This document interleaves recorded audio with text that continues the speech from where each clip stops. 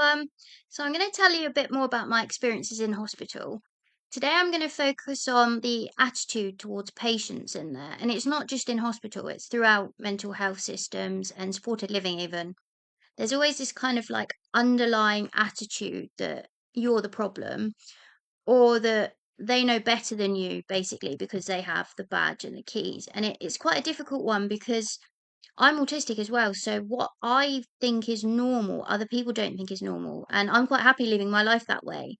So now I kind of get a bit annoyed when people tell me you need to do this, you need to do that, and my support worker now is really good because she understands this is what I need, this is how I live. And I have a really big problem with people thinking they're better than me because I have mental health problems or because I'm the patient. It is the quickest way to tease me off is to patronize me, be condescending, or to act like you know better than me just because you do. So, with that in mind, I'm going to tell you about this story with a psychiatrist I met in there. So, a little bit of background is in Antelope, you have a ward round once a week, which is basically where you see the psychiatrist. There's other doctors in there. There's like a few different people. It's quite intimidating, to be honest, because you walk in there and there's at least like five people that you don't really know, and you're sort of sat there on your own. Now, I had an advocate in there because I was on section, but unfortunately, this day she wasn't there. Now, at this point, I've been in hospital about 7 months. I haven't had leave for a while. We hadn't even had an actual doctor for a while. We didn't have a psychiatrist, which is quite funny.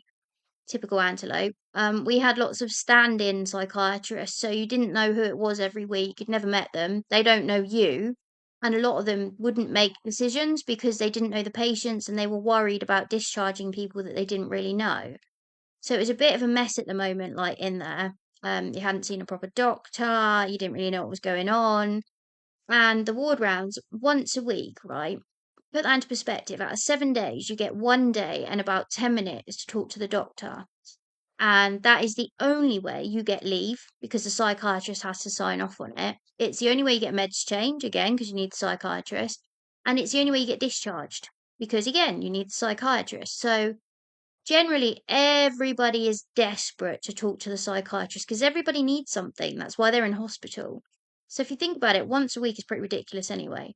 And if you're someone like me who gets overwhelmed quite easily, overstimulated, frustrated, struggles to express themselves, you generally like, I'll walk out of a ward round and I've not got anything out of it because I've got too overwhelmed. And then I've got to wait a whole other week to now see the doctor again.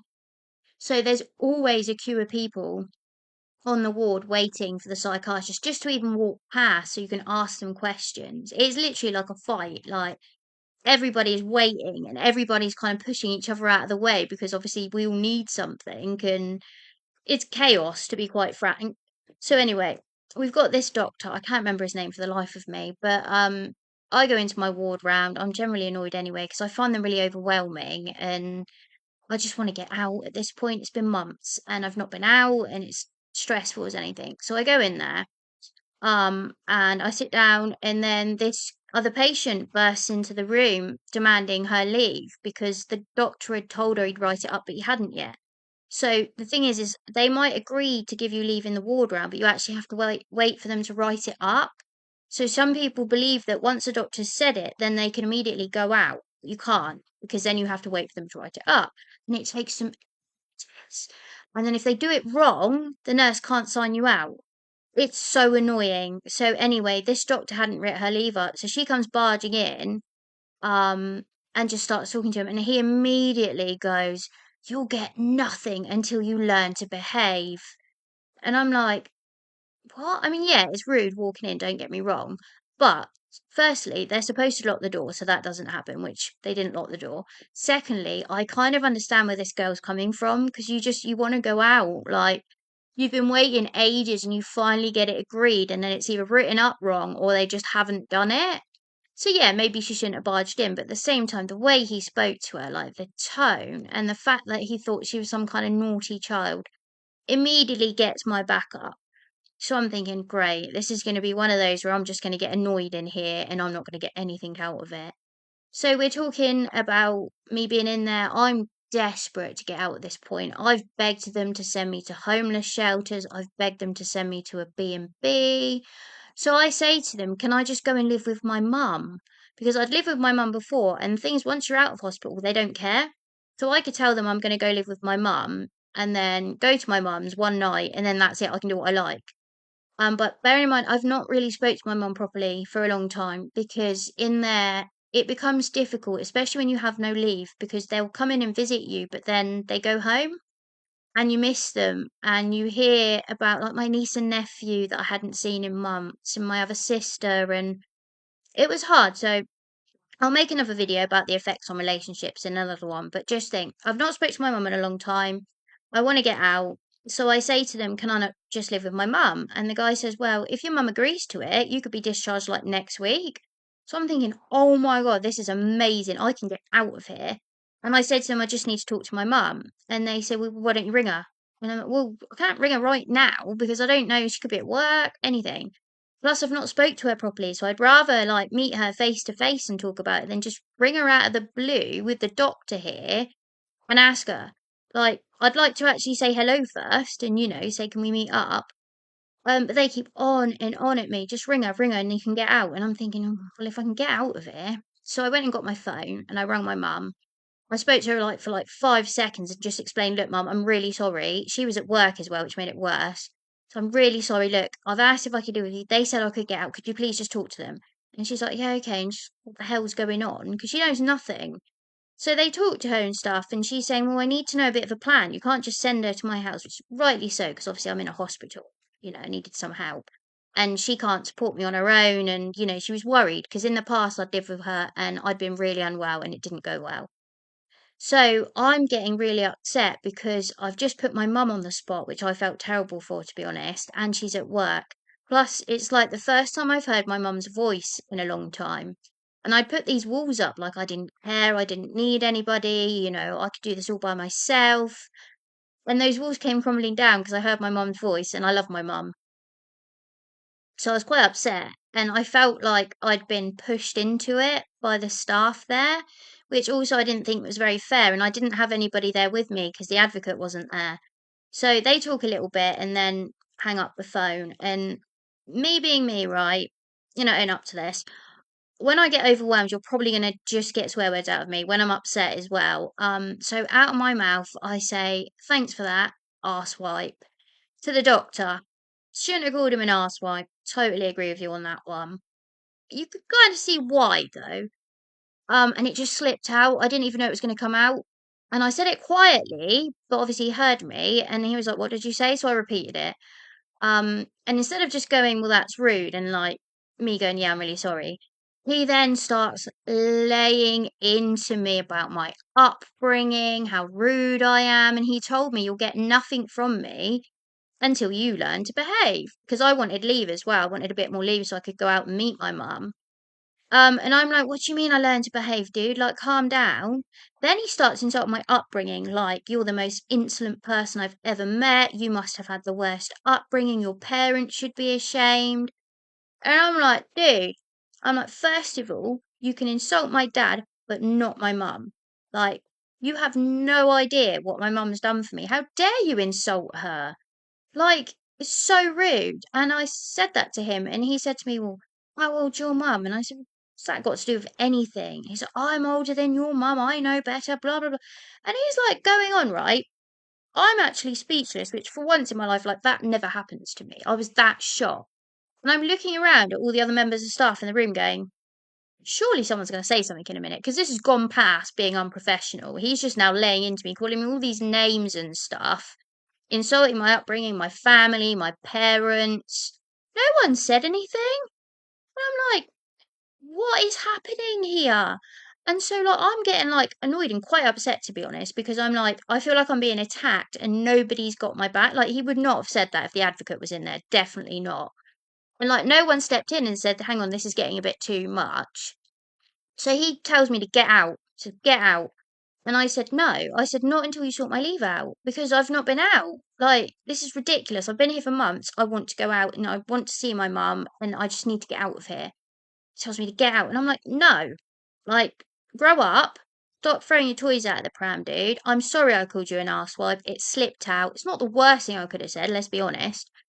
And he's trying to get me to go out, and I'm like, no. So in the end, this dude actually storms out of the ward round. Now, that is a first for me. I've walked out of plenty. I've never known a doctor to get up and walk out.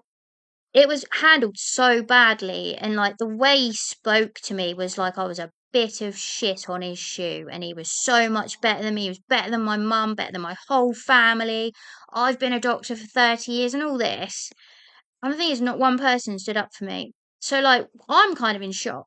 A support worker comes in who's really great with me, sees how upset I am, and even she's like, what the hell? Because obviously they can hear raised voices, and then he storms out. I'm like distraught. I don't know what's just happened. I'm thinking of my mum. Yeah, and I don't know. It really upset me. So I went to my room and I'm trying to talk to the support worker, and two of my friends come along and they're talking at the same time. And where I'm upset and overwhelmed, I can't get my words out to express how I feel, and I'm kind of starting to have a bit of a meltdown. And she's trying to talk to me. She's great. And then this nurse comes along and calls her for something, and I'd literally just got my words out. So I go, "Oh, for fuck's sake," because I just managed to say what I need to say to this woman after like 10, 20 minutes trying to get it out. And then she gets called away. So it was just at the situation, really. And the nurse immediately then says to me, "Don't be rude to me and tell me to F off. How dare you speak to me like that?" And at this point, I'm like, I didn't. I just said, "Oh, for sake," because I'm trying to talk to someone here. And I've just been through this really hard thing in ward round. I've just spoke to my mum and I'm having a mental breakdown. So at this point, that's it. I'm gone. I'm having a complete autistic meltdown. I'm overwhelmed. I'm crying. I'm literally on the floor because I couldn't even stand. Um, yeah, and then eventually I calmed down. And to be fair to this nurse, I did go to her after and I said, "Can I just have 5 minutes? Can I just talk? And can you just listen for 5 minutes?" And I said to her, "Look, I've just been accused of all this stuff in Wardround, my upbringing, my family. And then you accuse me again of being rude when I wasn't. I didn't aim it at you, did I? And I was just saying at the situation, my frustration came out. And yes, swearing's not great, but unfortunately, my vocabulary gets very short when I'm stressed, and you're probably just going to get swear words." To be fair to the nurse, she did say, "Yeah, I do apologise. I didn't know what situation I was walking into." So, anyway, it was okay after that. And the funny thing was, this doctor who was so intelligent messed up everybody's leave. He was an imbecile, really. He was pretty freaking stupid. No one liked him. But anyway, the point of this story is kind of like the attitude. It's a really hard thing to explain. It's like you're constantly looked down upon, like you're not good enough. And a lot of us have struggled with that our entire lives anyway, in our own minds. We think we're not good enough. We don't like the fact that we've got mental health problems. A lot of us grew up in abusive homes as well, where you're put down all the time. Anyway, like my dad used to try and embarrass me in front of people, make me feel like I was stupid in front of other people. So it does really get to me when people look down upon me and when they think they're better than me as well, because I try my best to be a good person. I'm not perfect. Yes, I definitely should not have called him an arsewipe. Mistake. But at the same time, I'm not a bad person. I do my best to be a good person. I'm quite honest now about the way I am, about how I will get stressed and sometimes it comes out wrong. But then if I'm given space to just calm down and think, then I can talk about it properly. So it's the way, like, it happens a lot in there. Like, they've got the badge and the key, so you're wrong. I mean, I've even seen them, right, restrain someone, and that person's going to get the off me, and they're telling them off for swearing, and I'm like, you've got this person pinned down on the floor, like, of course they're going to tell you to F off, but then to then have a go at them and tell them they're rude and they're horrible people because they're scared, they're upset, they're frustrated, and like, you have to try and get yourself in my mindset as well. It's been 7 months. I'm still on section. I've got no hope of getting out of there. On a daily basis, I've got people like Izzy making me feel like crap, like I'm not good enough, like I'm a horrible person. Then this guy who doesn't even know me insults my family as well, my upbringing. And then, like, my mum, like, I didn't realize how much I missed my mum until I heard her voice. I've been away for months. I've not seen her in weeks because I couldn't handle it. I just couldn't. Like, I couldn't see her and then watch her walk away and be left in that place on my own. It was easier to pretend that I didn't care, but obviously I did. So that's the story for today, guys. I'm not sure if it's come across right, but that was one incident in there of the way that you're made to feel like you're the problem, you're not good enough, and that everyone else is better than you. So, with that in mind, I'm going to sign off for today. Stay safe, everybody, and I will post again soon. Bye.